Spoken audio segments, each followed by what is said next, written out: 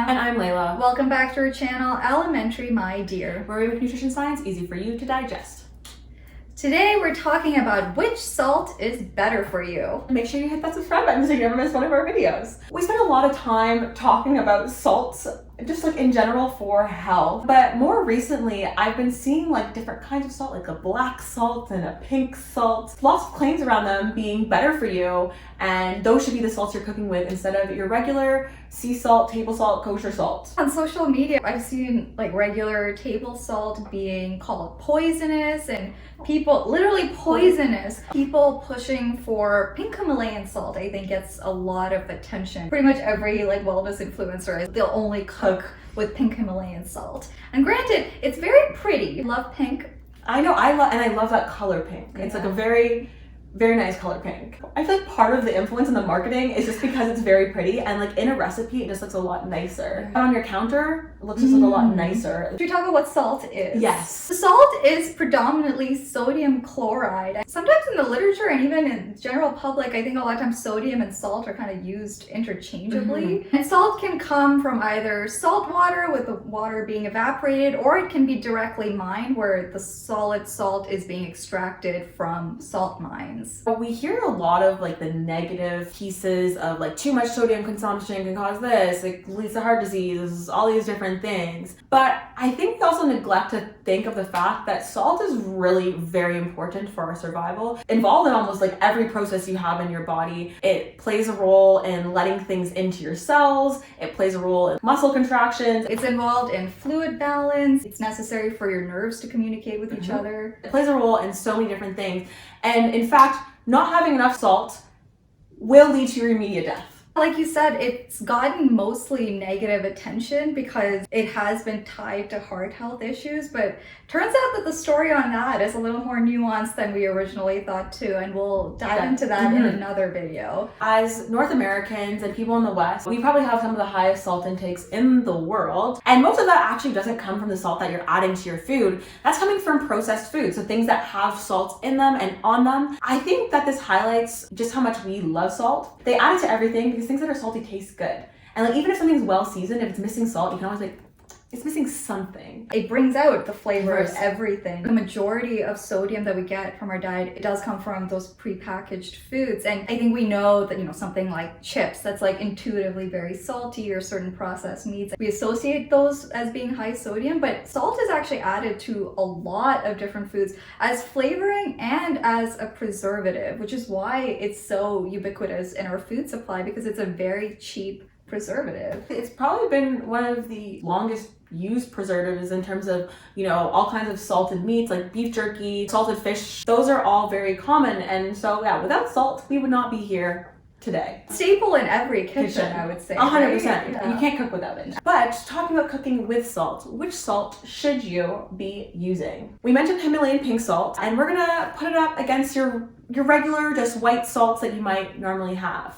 There are several claims that are made about pink Himalayan salt, one of them being that it's less processed, another claim being that it has more minerals or more nutrients than regular table salt, and also the third claim being that it has less sodium than regular table salt. And we're gonna evaluate those three claims right now. The first one is that it is less processed. This is generally true. You can tell by like the fact it comes in these big chunky crystals. There's not much that goes into it. Pink Himalayan salt is extracted from salt mines near the Himalayas in Pakistan. And yeah, it is true that it actually doesn't go through too much processing. The regular table salt that you get at the grocery store does go through more extensive processing, in the sense that it goes through a refining process where some impurities are removed, and they do add some additives, such as ones that prevent it from clumping, so anti-caking agents. One thing that is part of some salts processing, so you might have seen iodinized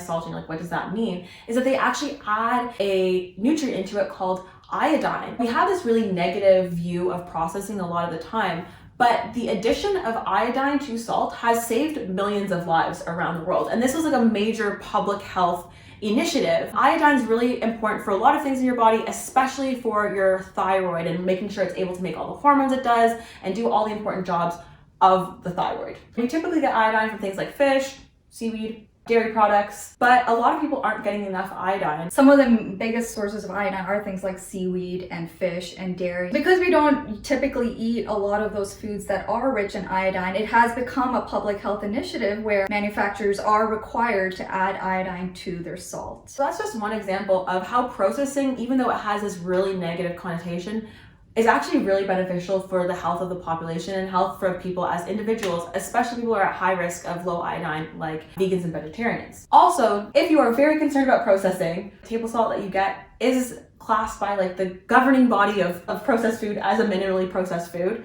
But if you really are looking for a cheaper alternative that is less processed, sea salt is also a very much less processed version of salt. So when it comes to the claim that Himalayan pink salt is less processed, technically it's true, but that's not inherently a positive thing. So now let's move on to nutrients. Again, this one has some truth to it. That beautiful pink color actually comes from the nutrients that are within that salt. So the minerals that are in the salt, there is more magnesium, more calcium, and more iron than your typical table rock salt. It's the iron that contributes to that beautiful pink color, which is really cool. What's worth noting is that even though it does technically have more of those minerals, when you think about how much of salt you are actually consuming, the actual difference ends up being very negligible. To get enough of some of those minerals that you need in a day, you would basically need to eat like pounds of salt. Salt probably shouldn't be the source of food that you're relying on to get in those nutrients. For example, it has more calcium in it than your typical salt would, actually 4 times as much calcium. And you'd be like, wow, that's a lot more calcium.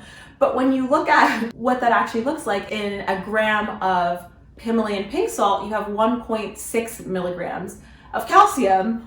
And in 1 gram of table salt, you have 0.4 milligrams of calcium. The issue is that the amount of calcium you need every day at a minimum is 1,000 milligrams. With the claim that pink Himalayan salt is more nutritious or has more minerals than regular table salt, again, there is some truth to it. But at the same time, it really doesn't make a difference in terms of actual health. Yeah, don't rely on your salt to get you your calcium. Now let's move on to sodium content, which kind of seems a little bit funny talking about salt, the sodium content of salt, because as you said, we kind of use salt and sodium interchangeably. When we break it down, 1 gram of table salt has about 380 milligrams of sodium, whereas 1 gram of Himalayan pink salt has about 370 milligrams of sodium. So yes, technically it does have less sodium, but again, it's not that big of a difference. And another important thing to note is that it's the sodium that your taste receptors are actually processing as salty. So if you're taking in less sodium, you might not actually get that flavor profile that you're looking for, or you may resort to using more of the pink Himalayan salt to the point where it might not actually make a difference. All those other minerals that we were talking about in the salt, when they interact with your taste buds, they interact in a little bit of a different way. Pink salt is high in magnesium, actually has a more of a bitter flavor. I think you'd have to be like a sommelier or someone to really pick up on that difference. But that is something to consider, is that you might be changing the flavor profile of your dish a little bit by choosing Himalayan pink salt. And if you're doing that because you think that's the healthier option, you might have to add more salt and things just might not taste exactly the same. So with the claim about the sodium content, gram for gram, it technically does have slightly less sodium. But in terms of how much you end up using and the flavor that you're actually looking to get out of it, it might not end up making that much of a difference. Overall, Himalayan pink salt, very pretty to look at. Definitely a great addition to your kitchen decor. But way more expensive. Per 100 grams, it was like over $1, almost $2 per 100 grams, whereas just regular salt, I think, was 12 cents per 100 grams. Something that I see on social media a lot is people making all sorts of crazy health claims about pink Himalayan salt. Things like helping slow aging, helping detoxify, helping you sleep better, balancing your pH. All of those claims, there's literally no research. People are literally just making things up. Some of the claims come from just the role of salt in and of itself. For example, I think really low salt diets can cause issues with sleeping.